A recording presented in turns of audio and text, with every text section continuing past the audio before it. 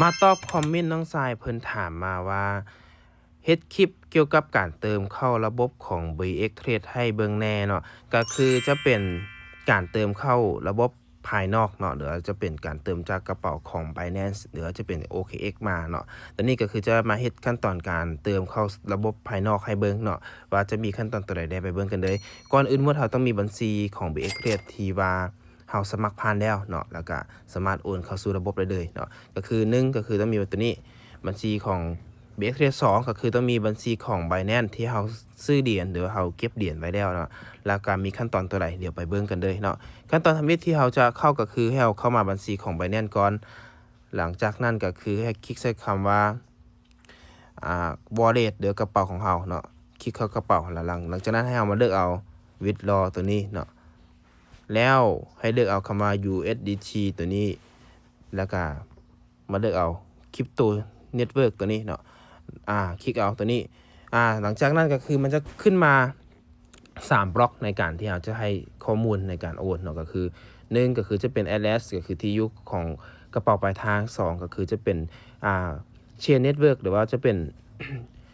chain ที่สามารถ connect หากันระหว่าง2กระเป๋านี้เนาะ3ก็คือจะเป็นจำนวนเหรียญที่เราจะโอนไปเนาะเดี๋ยวมาเบิ่งกันเลยเนาะหลังจากนั้นให้เราเข้าไปหน้าแพลตฟอร์มของ BX Trade ก่อนเนาะหลังจากนั้นก็คือคลิกใส่3คลิกนี้แล้วก็คลิกใส่คำว่ากระเป๋าเงินแล้วให้เราเลือกเอาคำว่าเติมเงินเนาะดิกเอาคำว่าเติมเงินแล้วหลังจากนั้นให้เราเลือกเอาคำว่าเครือข่ายคริปโตเนาะเครือข่ายคริปโตหลังจากนั้นก็คือให้เราเอาดิ้งตัวนี้ก็ได้หรือว่า QR code ตัวนี้ก็ได้นะ2อันนี้แต่ว่าค่อยจะเลือกเป็นดิ้งเนาะค่อยคัดดอกเอาดิ้งตัวกระเป๋าปลายทางที่เราจะโอนมาก็คือกระเป๋าของ BX Trade เนาะหลังจากนั้นให้เรากลับไปหน้าของ Binance ก็คือให้วางใส่ address หรือว่ากระเป๋าปลายทางเนาะคือกระเป๋า BX Trade เมื่อกี้นี้เราคัดดอกมาเลยหลังจากนั้นให้เราเลือกเอาคำว่า network ตัวนี้เนาะคลิกใส่ตัวปุ่มน้อยๆนี้แล้วมันจะเด้งขึ้นมาให้เราสังเกตเบิ่งเด้อสังเกตเบิ่งมันจะมีหลายๆเช่นในการโอนหากันแต่ว่า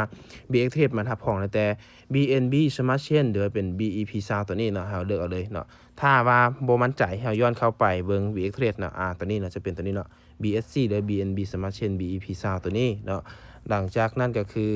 ถึกแล้วเขาก็มากดจำนวนเหรียญที่จะโอนไปเนาะ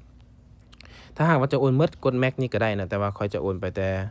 100 USDT หลังจากนั้นพิมพ์ใส่แล้วกดคำว่า withdraw สีเหลืองนี้ไปเลยแล้วมันจะเด้งขึ้นมาหน้าแบบนี้เนาะให้เราเช็คเบิ่งก่อนว่าข้อมูลที่เราใส่ถูกหรือบ่เนาะตัวนี้ก็ถูกตัวนี้ก็ถูกตัวนี้ก็ถูกสมมุติว่าถูกหมดเราก็กดคำว่า confirm ไปเลยแล้วมันจะเด้งขึ้นมาให้เราใส่รหัส 2FA ของ Binance ที่เราตั้งไว้แล้วเนาะพอก็มีแต่ไปคัดดอกมาวางใส่เลยเนาะคัดดอกมาวางใส่แล้วก็ถือว่า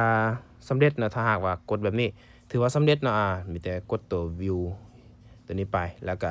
รอท่าเนาะรอท่าก็คือ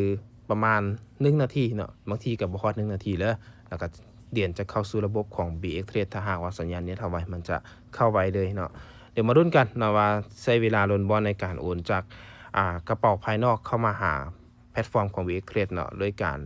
โอนจาก Binance กระเป๋า Binance มาหา BX Trade ว่าจะใช้เวลาล้นบ่เนาะโอเคเดี๋ยวมาลุ้นกันเนาะเบิ่งเด้อว่าอะไรล่ะบ่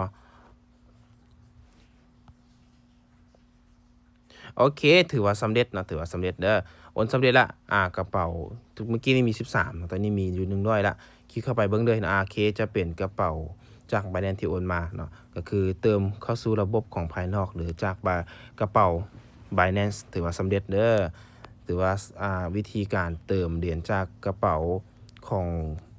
Binance หรือ OKX หรือกระเป๋าอื่นๆในการเติมจากภายนอกเข้ามาก็คือจะเป็นประมาณนี้เนาะง่ายๆวิธีโอนเนาะต่อไปจะมาอธิบายเกี่ยวกับการโอนระหว่างภายในเนาะภายในก็ง่ายๆคือกันเนาะมีแต่ส่ำนี้เด้อ